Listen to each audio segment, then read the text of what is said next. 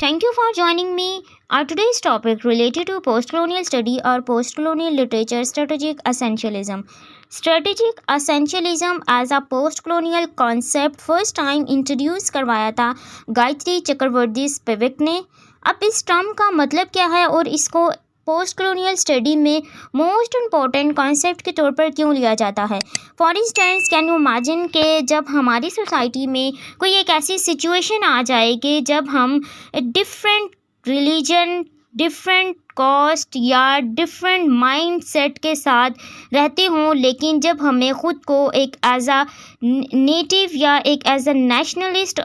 खुद को इंट्रोड्यूस करवाना पड़े, जब हमें अपनी कंट्री के लिए कुछ ना कुछ करना पड़े यूनिटी फॉर्म में, तो हमारे जो डिफरेंट रिलीजन से ताल्लुक़ रखने वाले लोग हैं, डिफरेंट ग्रुप से, चाहे वो माइनॉरिटी है या मेजॉरिटी, जब वो अपने कंट्री के लिए ख़ुद को यूनाइट कर लेते हैं तो इट्स मीन कि वो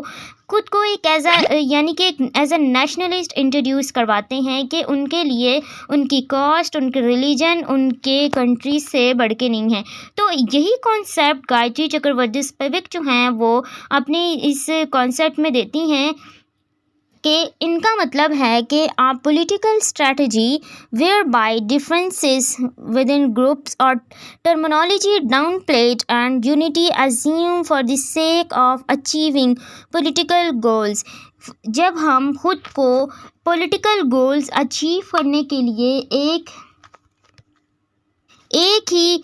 कॉस्ट यानी कि एक ही कॉज के लिए ख़ुद को हम यूनाइट कर लेते हैं, तो उसके लिए हम कुछ स्ट्रेटजी बनाते हैं अपना एक सिंगल गोल अचीव करने के लिए। तो इट्स मीन कि वो स्ट्रेटेजिक एसेंशियलिज्म है। अब स्ट्रेटजी का मतलब होता है कि प्लानिंग करना, कोई चीज़ बनाना, कोई चीज़ ड्रॉ करना, कुछ प्लान करना, और एसेंशियलिज्म यानी कि किसी चीज़ की ज़रूरत है। अब इसको इन्होंने इंडिया के यानी अपने कंट्री के, ये एक एज आ इंडियन क्रिटिक हैं और फेमिनिज़म और डीकंस्ट्रक्शंस वगैरह में इनका काफ़ी रोल है as well as post colonial study. अब उसमें इनका ये क्या कॉन्सेप्ट था कि जब हम एक सिंगल कॉस्ट यानी कि कोई भी एक गोल अचीव करना चाहते हैं, उसके लिए जब हमारी सोसाइटी में डिफरेंट ग्रुप्स हों, चाहे वो डिफरेंट कोई भी यानी कि कोई भी पार्टीज़ हों,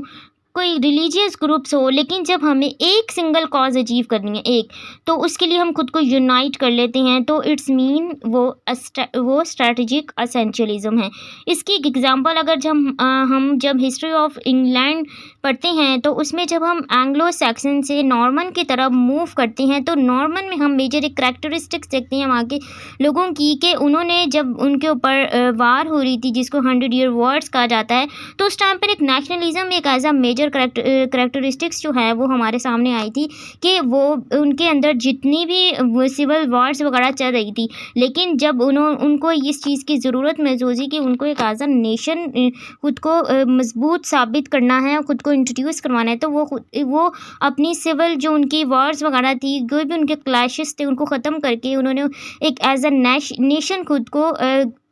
डिफेंड किया। तो इट्स मीन कि उनके पास क्या थी, एक सिंगल कॉज थी कि उनको अपने कंट्री का किंग जो है वो कौन सा चूज़ करना है उसके बारे में वो लड़ रहे थे। तो यही चीज़ इंडिया के बारे में भी है कि वो ये कहती हैं कि जब हम या कोई भी एक ऐसा कंट्री जो अंडर कॉलोनाइजेशन हो और वो ख़ुद को इंडिपेंडेंस दिलाने के लिए डिफरेंट ग्रुप्स जो हैं वो एक हो जाते हैं। अब इसके अंदर हम एक एग्जाम्पल ले सकते हैं फायरफ्लाइज इन द मिस्ट। उसके अंदर कुरतुल्लाह एंड हैदर ने हमें क्या एक सिचुएशन दिखाई है कि थ्रू आउट इस नावल में कुछ डिफरेंस यानी जिनको फायरफ्लाइज कहा गया है कि कुछ ऐसे नेशनलिस्ट ग्रुप्स हैं जो ओवरऑल उसमें काम करते हैं, सोशल वर्कर्स के तौर पर अंडरग्राउंड सर्विसेज प्रोवाइड करते हैं लोगों को। डिफरेंट जो लोग हैं जिनको क्रिमिनल्स डिक्लेयर करके उनको जेल में डाला गया था, तो उसके बाद उनको रिहाई दिलवाना,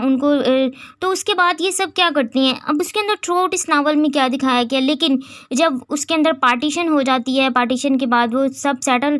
डाउन हो जाते हैं और उनकी जो डिफरेंट ग्रुप्स वगैरह हैं वो सब ख़त्म हो जाती हैं। तो इट्स मीन कि सब चीज़ें ख़त्म हो जाती हैं कि जब एट दी एंड जो है वो बात उनके कंट्री पर आ जाती है, उनकी नेशन पर आ जाती है, तो वो सब कुछ सब ग्रुप्स जो हैं, चाहे वो रिलीजियस हो, कोई भी पॉलिटिकल हो या कोई सोशल वर्कर या कोई भी नेशनलिस्ट मूवमेंट्स हो, तो वो सब एक सिंगल कॉज के लिए लड़ना स्टार्ट कर देती हैं। डैट इज़ वो स्ट्रैटेजिक एसेंशियलिज्म अडॉप्ट कर लेते हैं। और इसी चीज़ को वो गायत्री चक्रवर्ती स्पिवक जो हैं वो हाईलाइट करती हैं कि हमें अपनी जो भी क्लैशेस हैं उन सबको भुलाकर क्या करें, एक सिंगल कॉज के लिए खुद को यूनाइट करना चाहिए।